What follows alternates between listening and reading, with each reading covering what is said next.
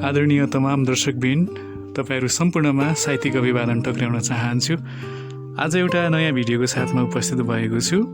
योभन्दा अगाडि विभिन्न गीतहरू मैले आफैले रचना गरेका गीतहरू अपलोड गर्ने गरेको थिएँ, तर आज मैले आफैले लेखेको एउटा मन छुने कथा लिएर उपस्थित भएको छु। आशा छ पक्कै पनि मन पराइदिनु हुनेछ।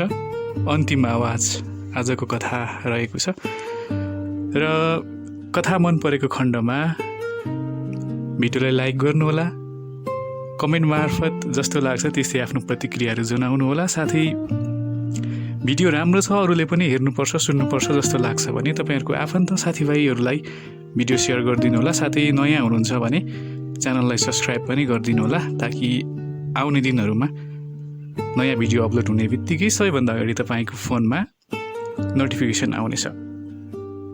यस च्यानलमा विभिन्न साहित्यिक सामग्रीहरू साथै आफ्नै सृजनाका गीतहरू पनि अपलोड गरिन्छ र तपाईँलाई पनि आफ्नो सृजनाहरू यदि वाचन गरिदियोस् जस्तो लाग्छ भने मलाई सम्पर्क गर्न सक्नुहुन्छ। अन्तर्मनको आवाज भन्ने बित्तिकै तपाईँहरूको मनभित्रको आवाजलाई बाहिर निकाल्ने हाम्रो प्रयास हो र अब भने ढिलो नगरिकन आजको कथातर्फ नै अगाडि बढौँ। अन्तर्मनको आवाज मार्फत प्रस्तुति हो अन्तिम आवाज। एउटा सुन्दर गाउँ थियो। त्यही गाउँको एउटा सानो घरमा आर्यन र निशा बस्थे। उनीहरूले एकअर्कालाई असाध्यै प्रेम गर्थे। उनीहरूको सपना पनि खासै ठुलो थिएन, आफ्नै एउटा सानो संसार, सँगै बित्ने जिन्दगी अनि बिहान उठ्दा एकअर्कालाई देख्न पाउनु। तर समयलाई सबै कुरा मन्जुर नहुँदो रहेछ। कोही बेला नचाहँदै पनि एकअर्काबाट टाढा पुर्याइदिन्छ। रोजगारको लागि भनेर एक दिन आर्यन सहर गयो। उसले जाने बेलामा निशाको हात समाउँदै भनेको थियो, निशा, म चाँडै फर्किन्छु। अब हाम्रो सपना धेरै टाढा छैन। यो समय उनीहरू दुवैजनाको आँखाहरू रसाइरहेका थिए। साँच्चै उनीहरू विवस्थाको अगाडि हारेका थिए। सुरुमा त उनीहरूको प्रत्येक रात फोनमा कुराकानी हुन्थ्यो। आर्यनले रमाइला सहरका कुराहरू सुनाउँथ्यो। त्यसरी नै निशाले पनि सासाना गाउँका कुराहरू सुनाउने गर्थे। एक दिन आर्यनले हाँस्दै भनेको थियो, निशा, म तिमीलाई आवाज मात्र होइन, म फर्किएपछि जिन्दगीभरि साथ दिने जीवन दिन्छु। यो कुरा सुनेर निशाको मन खुसीले भरिएको थियो। उनीहरू भौतिक रूपमा टाढा थिए, तर मनको दूरी भने कति पनि टाढा भएको थिएन। तर हुने कुरा त जसरी पनि भएरै छाड्दो रहेछ। एक दुई हप्ता पछिबाट आर्यनको फोन आउन छोड्यो। न त कुनै खबर नै। निशाले हजारौं पटक फोन गर्ने प्रयास गरी, तर बारम्बार एउटै आवाज आयो, तपाईले डायल गर्नुभएको नम्बर अहिले उपलब्ध हुन सकेन, कृपया केही समयपछि पुनः प्रयास गर्नुहोला।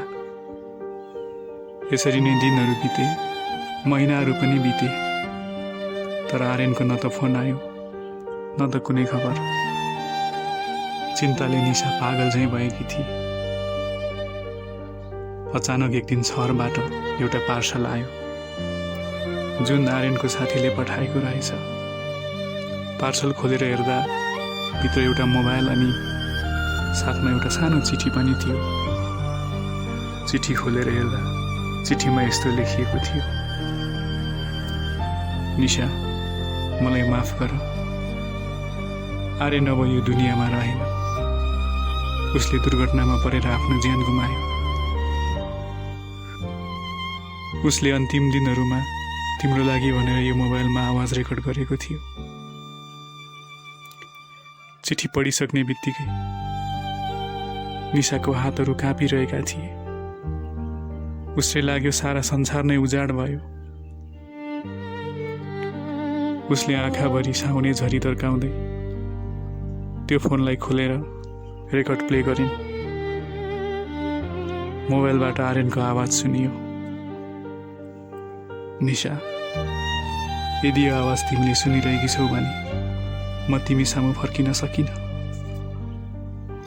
तर सधैँ तिमीले एउटा कुरा याद राख्नु, मेरो जिन्दगीको सबैभन्दा सुन्दर अध्याय थियौ तिमी। म तिमी सामु फर्किन नसके पनि तिमी जीवनभरि मुस्कुराइरहनु, किनकि तिमी रोएको प्रत्येक पल मलाई स्वर्गमा पनि पीडा हुन्छ। म तिम्रो सामु नभएर के भयो, म अदृश्य नै भएर पनि तिम्रो खुसी, तिम्रो मुस्कान हेरिरहेको हुनेछु। त्यो आवाज सुनिसकेपछि निशा डाकको छोडेर रुन लागिन्। अनि उनले बिस्तारै मोबाइल छातीमा राखेर मन्द आवाजमा भने, आर्यन, तिमीले भने चाहिँ मुस्काउने प्रयास गर्नेछु, तर तिमी बिनाको यो जीवन सिर्फ सम्झनाको सास भएको छ। त्यस क्षण अरू दिनभन्दा चन्द्रमा साह्रै मजाले खुलिरहेको थियो। तर निशाको जीवनबाट एउटा आवाज भने सधैँको लागि मौन भइसकेको थियो।